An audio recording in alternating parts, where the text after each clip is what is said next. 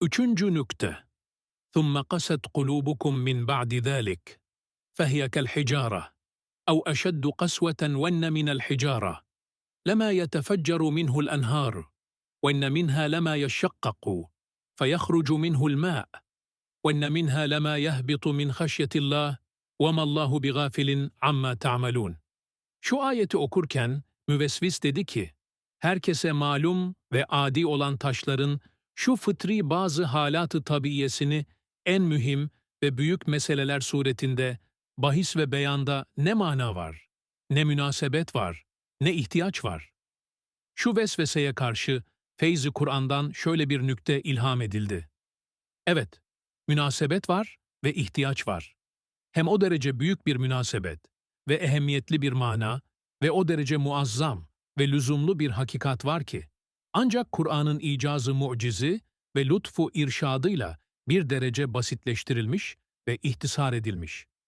Evet, icazı Kur'an'ın bir esası olan icaz, hem hidayeti Kur'an'ın bir nuru olan lütfu irşad ve hüsnü ifham iktiza ediyorlar ki, Kur'an'ın muhatapları içinde ekseriyeti teşkil eden avama karşı külli hakikatleri ve derin ve umumi düsturları, me'luf ve cüz'i suretler ile gösterilsin ve fikirleri basit olan umumi avama karşı muazzam hakikatlerin yalnız uçları ve basit bir sureti gösterilsin.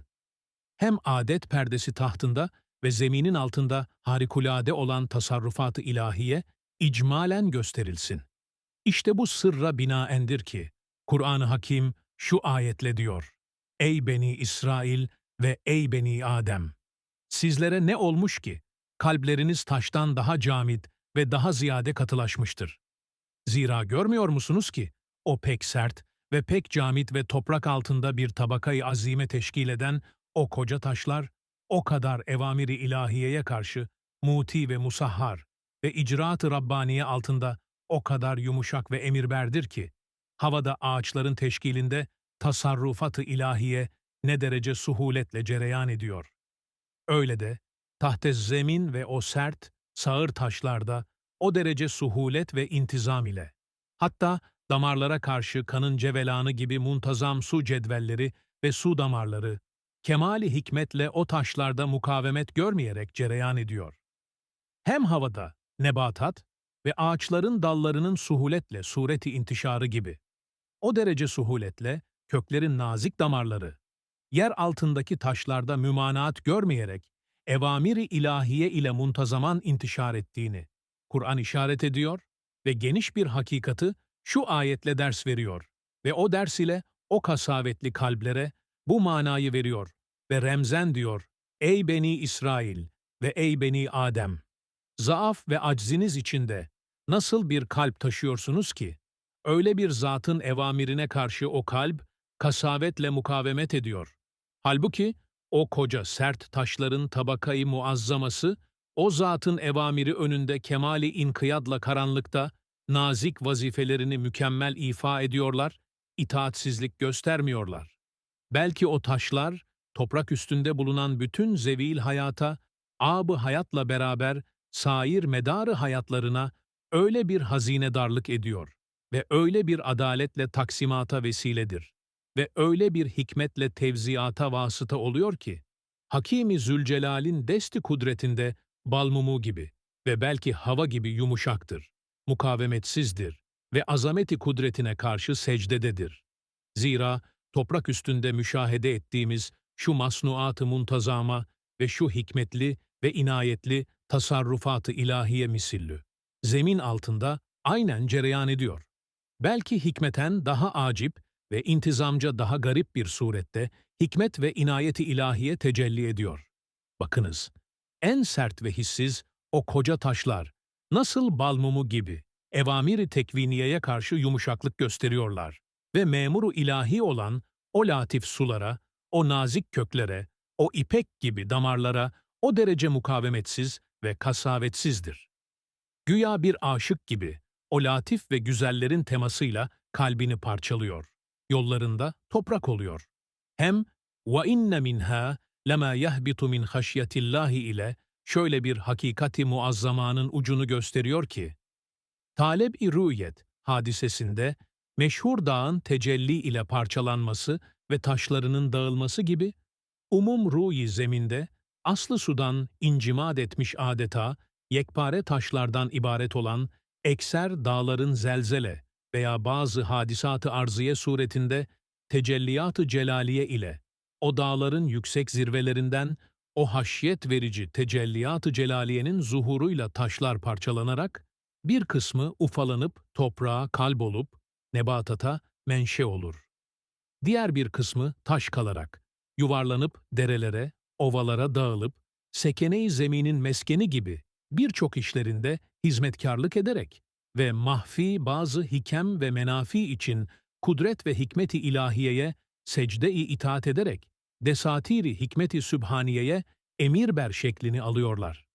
Elbette o haşyetten, o yüksek mevkii terk edip mütevaziyane aşağı yerleri ihtiyar etmek ve o mühim menfaatlere sebep olmak, beyhude olmayıp başıboş değil ve tesadüfi dahi olmadığını, belki bir Hakîm-i Kadir'in tasarrufatı hakimanesiyle, o intizamsızlık içinde zahir nazara görünmeyen bir intizamı hakimane bulunduğuna delil ise, o taşlara müteallik faydeler, menfaatler ve onlar üstünde yuvarlandıkları dağın cesedine giydirilen ve çiçek ve meyvelerin murassatıyla münak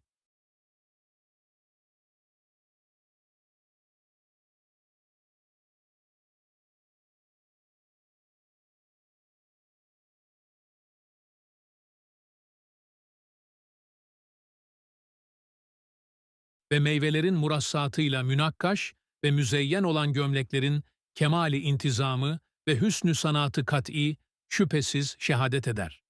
İşte şu üç ayetin hikmet noktayı nazarında ne kadar kıymetdar olduğunu gördünüz. Şimdi bakınız Kur'an'ın letafeti beyanına ve i'cazı belagatına. Nasıl şu zikrolunan büyük ve geniş ve ehemmiyetli hakikatlerin uçlarını, üç fıkra içinde üç vakıa-i meşhure ve meşhude ile gösteriyor ve medar-ı ibret üç hadise-i uhrayı hatırlatmakla latif bir irşat yapar, mukavemetsuz bir zecreder. Mesela ikinci fıkrada der, وَاَنَّ مِنْهَا لَمَا يَشَّقَّقُ فَيَخْرُجُ مِنْهُ الْمَاءُ. Şu fıkra ile Hazreti Musa aleyhisselamın asasına karşı kemali şevk ile inşikak edip 12 gözünden 12 çeşme akıtan taşa işaret etmekle şöyle bir manayı ifham ediyor ve manen diyor: Ey Beni İsrail! Bir tek mucize-i Musa'ya aleyhisselam karşı koca taşlar yumuşar, parçalanır, ya haşyetinden veya sürurundan ağlayarak sel gibi yaş akıttığı halde hangi insafla bütün mucizat-ı Museviye'ye aleyhisselam karşı temerrüt ederek ağlamayıp gözünüz cumut ve kalbiniz katılık ediyor. Hem üçüncü fıkrada der, وَاِنَّ مِنْهَا لَمَا يَهْبِطُ مِنْ خَشْيَةِ اللّٰهِ. Şu fıkra ile Tur-i Sina'daki Münacat-ı Museviye'de aleyhisselam vuku bulan tecelliye-i celaliye heybetinden koca dağ parçalanıp dağılması ve o haşyetten taşların etrafa yuvarlanması olan vakıa-i meşhureyi ihtar ile şöyle bir manayı ders veriyor ki, Ey kavmi Musa aleyhisselam! Nasıl Allah'tan korkmuyorsunuz? Halbuki taşlardan ibaret olan dağlar, onun haşyetinden ezilip, dağılıyor ve sizden ahz-ı misak için üstünüzde Cebel-i Tur'u tuttuğunu, hem talebi rüyet hadisesinde dağın parçalanmasını bilip ve gördüğünüz halde, ne cesaretle onun haşyetinden titremeyip kalbinizi katılık ve kasavette bulunduruyorsunuz? Hem birinci fıkrada diyor, وَاَنَّ مِنَ الْحِجَارَةِ لَمَا يَتَفَجَّرُ مِنْهُ الْاَنْهَارِ. Bu fıkra ile dağlardan nebean eden Nil-i Mübarek, Dicle ve Fırat gibi ırmakları hatırlatmakla, taşların evamiri tekviniyeye karşı ne kadar harika nüma ve mucizevari bir surette mazhar ve musahhar olduğunu ifham eder ve onunla böyle bir manayı müteyakkız kalplere veriyor ki, şöyle azim ırmakların elbette mümkün değil.